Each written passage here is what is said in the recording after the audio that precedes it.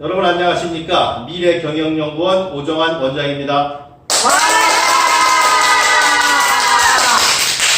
제가 그냥 전국 어디를 다녀도 이 원주에서만큼 이렇게 환영을 받아본 적이 없어요. 정말 감사합니다. 오늘 강의 주제는 세일즈는 마음 맞춤이다 는 주제를 가지고 여러분과 같이 이야기를 나눠보도록 하겠습니다. 여러분 가정에서 남편과 사이에서 가장 크게 문제가 되는 게 뭐죠? 말이 안 통해요. 또 다른 분은? 소통이 안 돼요. 예, 소통이 안 되고 말이 안 통한다 하는 얘기죠. 그러면 마음이 딱딱 맞지가 않습니다. 여러분 자녀와의 관계에서도 가장 크게 문제가 되는 게 뭡니까? 세대 차이요. 세대 차이. 또요? 말이 다 안 통해요. 역시 자녀와도 말이 안 통해죠. 대한민국에 있는 모든 엄마들하고 자녀들은 말이 잘 안 통합니다. 말이 잘 통하면은 문제될 게 하나도 없죠. 여러분 사회생활을 하면서 아주 미운 사람이 한 명 정도는 있죠? 네. 네. 분명 있어요. 그분 왜 밉습니까? 그 사람이고? 왜 미워요? 내 기분이 안 좋은 때는 통해요. 아닌데 예? 내 기분이 말이 안 좋은 때는 아닌데 말이 안 통해서 그렇죠. 말이 안 통하면 마음이 미워요. 안 맞기 때문에 그렇습니다. 우리가 세일즈를 할 때도 고객과 말이 잘 통해야 고객과 마음이 짝짝 맞아야 제품을 판매할 수가 있는 거죠. 여러분 근대 화가 중에서 가장 유명한 사람, 여러분이 가장 좋아하는 화가가 누구죠? 피카소. 피카소. 또요? 고고. 빈센트 반 고흐. 우리나라 사람들이 빈센트 반 고흐와 피카소를 가장 좋아하고 또 두 화가가 가장 유명합니다. 그런데 두 사람의 그림 가격이 차이가 납니다. 여러분 화면에 지금 두 가지의 그림이 있죠. 빈센트 반 고흐가 그린 가시아 박사의 초상과 피카소가 그린 파이프를 든 소년이 있습니다. 그런데 그림 가격을 보면 이렇게 차이가 납니다. 화가들은 보통 죽은 지 오래될수록 그림값이 올라가죠. 그런데 반 고흐의 그림은 100년이 지난 다음에 8,250만 달러였습니다. 피카소는 죽은 지 31년밖에 안 됐는데 1억 달러가 넘었죠. 그러면 두 그림을 비교해도 피카소의 그림이 훨씬 더 높은 가치가 있다는 것을 우리가 알 수 있습니다. 그럼 왜 이렇게 그림의 가치가 생길까 하는 거죠. 왜 그럴 거라고 생각하세요?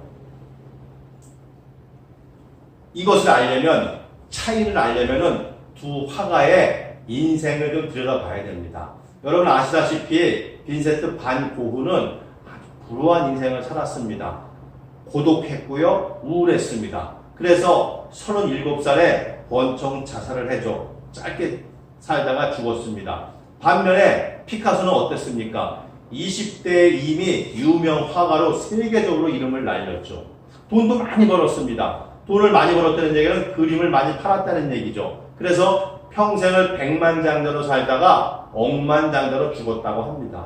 그럼 왜 이런 두 화가 사이에 이런 차이가 왜 나느냐 하는 거죠.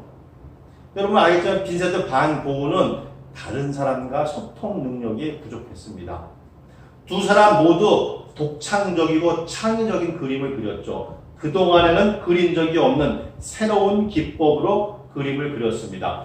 독창적이고 창의적인 그림이 나오면은 화단에서는 평가가 엇갈립니다. 대부분 비난하고 야유해죠. 여러분 피카소 그림 보셨지 않습니까? 피카소 그림 이해가 갑니까? 몰라요. 전혀 이해가 안 가죠. 빈센트 반 고흐도 처음에 사람들이 이해를 못하고 이것도 그림이냐 야유하고 비난했습니다. 이럴 때가 중요합니다. 비난하고 야유할 때 빈센트 반 고흐는 숨었습니다. 오히려 소통을 하지 않고 우울하게 혼자 지냈죠. 하지만 피카소는 부지런히 자기 아는 사람을 찾아다니면서 자신 그림의 독창성과 가치를 계속 세일즈를 했다는 얘기입니다. 그것이 바로 빈센트 반 고흐와 피카소의 차이점이죠. 반 고흐도 자기 그림을 팔고 싶었습니다. 그런데 다른 사람과 소통 능력이 부족하니 그림을 팔 수 없었던 거죠. 당연히 피카소는 다른 사람한테 열심히 다니면서 자기 그림의 가치가 이렇고 이 그림은 이렇게 해석해야 되고 열심히 그림을 설명하고 세일즈했기 때문에 그렇게 큰 돈을 벌 수가 있었던 것이죠. 성공과 실패를 좌우하는 것은 그림 그리는 실력이 아니다. 뭐라고요? 다른 사람과 소통하는 능력. 다른 사람과 어떻게 마음을 맞추고 사느냐 하는 겁니다. 그게 곧 세일즈라는 얘기죠. 착각하는 것 중에 하나가 기술이 좋으면은 제품이 잘 팔릴 거다. 손님이 많을 거라고 생각하죠. 미용사도 내가 머리만 잘 자르면 멋있게 염색하고 파마만 잘하면 손님이 많을 거라고 생각합니다. 절대 그렇지 않습니다. 손님과 소통하는 능력이 있을 때 더 많은 고객을 불러들일 수가 있는 거죠.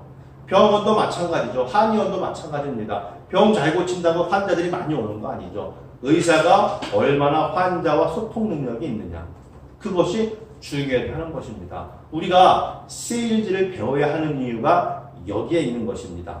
지금까지 오정환 TV 오정환이었습니다.